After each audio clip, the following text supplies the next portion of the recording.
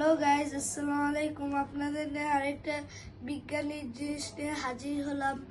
যে এইটা আরেকটা না, প্রথমবার আরেকটা আমি বানাবো ইনশাল্লাহ। যে এই জিনিসটা দেখতে পাচ্ছেন, এই যে একটা মোম, আর এই যে পানি, আর আর এই যে একটা গ্লাস। এটা একটা বিজ্ঞানের একটা সায়েন্টিফিক ইফেক্ট।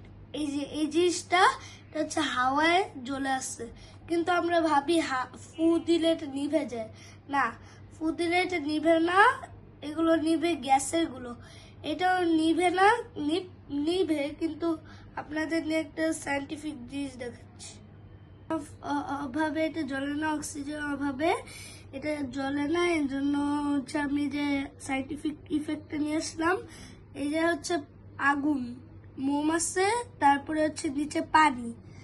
এখন আমি গ্লাসটা ঢাকার পরে দেখবেন একটু একটু জ্বলে তারপরে নিভতে শুরু করেছে, কারণ তারপরে হচ্ছে অক্সিজেন অভাব পড়ে, আর এই পানিগুলো উঠতে থাকে উপরে যতটুকু অক্সিজেন।